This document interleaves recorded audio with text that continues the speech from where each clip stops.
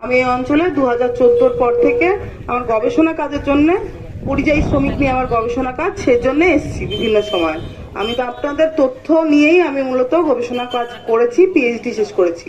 এবার প্রশ্ন হচ্ছে পিএইচডি করেছেন তো তুমি চাকরি করবে? হ্যাঁ করব, কিন্তু আজকের সময় দাঁড়িয়ে আমার মনে হয়েছে দেশের যা পরিস্থিতি সেখানে শুধুমাত্র আমি যে শ্রমজীবী মানুষদের নিয়ে কাজ করেছি, আমি যে পরিবারে বড় হয়েছি কৃষক পরিবার, আমি যদি নিজে ফিরে না এসে শাসকের চোখে চোখ লাগিয়ে প্রশ্নগুলো না করতে পারি তাহলে আমার পুরো গোটা পড়াশোনাটাই ব্যর্থ। আমরা যে পড়াশোনা করছি আজকে এই অঞ্চলে আমার যে ছোট ছোট মানুষগুলো আছে, রাজনীতি তো এদের জন্য করতে হবে। কে প্রশ্ন করছে? প্রথমত তো আজকে দুটো দল তারা মনে করছে তারাই ইয়েটা করবে, রাজনীতিটা করবে। একজন হিন্দুদেরকে বলছে যে আচ্ছা আমরা যদি না থাকি, বিজেপির দল, আমরা যদি না থাকি বাংলাদেশি রোহিঙ্গারা তোমাদেরকে সব লুটে পুটে নেবে। আর এই তৃণমূল আমাদের এসে ভয় দেখাচ্ছে যে আমরা যদি না থাকি হিন্দুরা তোমাদের ওপার বাংলায় পাঠিয়ে দেবে। এই দিয়ে রাজনীতি করছে। তাদের কাছে বাচ্চাদের স্কুলটা চালানো রাজনীতি নয়। আজকে আপনারাও জানেন আপনার এলাকার যে বাচ্চাদের স্কুলটা আছে সরকারি স্কুল, সেটা বন্ধ।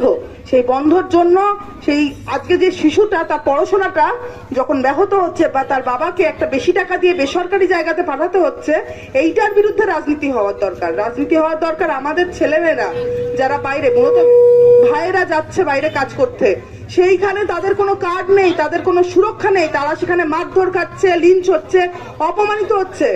কিন্তু আমি শুধু এইটুকুনি ছোট্ট করে বলতে যাব যে যারা বিজেপির সরকার আর তৃণমূলের সরকার আমাদের গরিব মানুষের, আমাদের মতো পরিবারের লোকেদের, দলিত, হিন্দু, গরিব, এইখানকার লোকাল মানুষদেরকে বোকা ভাবে।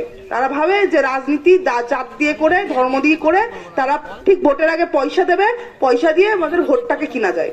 আপনারা একটু সচেতন হন।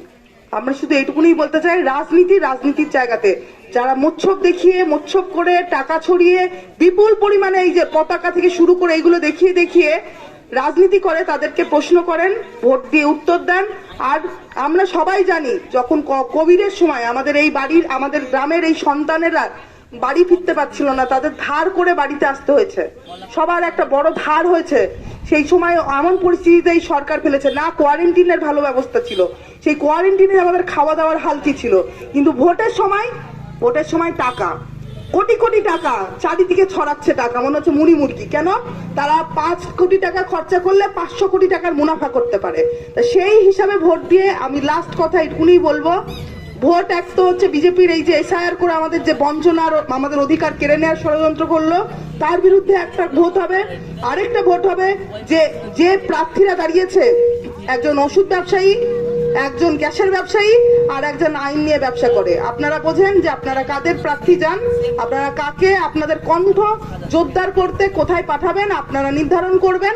এবং আমি জানি যে আজকে আমার এই যে কণ্ঠ আছে এটা আরো বিপুল আকারে, ভোটে জিতি হোক না জিতি হোক আমি লড়াইয়ে থাকবো। আর এই লড়াইটা খুব জোরদার আগামী দিনে করবো এইটুকুনি, এবং আপনাদের সাথে পাশে নিয়ে করব। তো এই জায়গা থেকে শেষে আমি এই কথাটুকুনি বলতে চাই যে আমার যে ভাইরা আছে, আমরা সংবিধান আমাদের অধিকার দিয়েছে। লাস্ট বলছে 10 মিনিট আছে না, উনি বললেন 10 মিনিট আছে। তো একটা জিনিস এটা ভাবতে হবে যে আমরা কিন্তু এই দেশ থেকে যাইনি, আমরা পাকিস্তানে যাইনি। যখন দেশভাগ হয়েছিল তখন আমাদের বাপ ঠাকুরদারা চেয়েছিল নিজের মাটিতে, নিজের যাদের কবর দীর্ঘদিনের ছিল, এই মাটিতে আমরা থাকবো। এই মাটির রক্ত দিয়ে আমরা অর্জন করেছি। আমরা না কাগজ দিয়ে যে ওরা যা বলছে তোমরা আজকে অবৈধ, তার সেটা সংবিধানের যে অধিকার আমাদের, আমরা জানি সংবিধানের অধিকার আমাদের দেওয়া হয়েছে। যখন আমাদের ওপর অধিকার মানে মর্যাদা কেড়ে নেওয়া হয় তখন আমরা কিন্তু রাস্তায় নেমে প্রতিবাদ করতে পারি, সেটা আমাদের সাংবিধানিক অধিকার।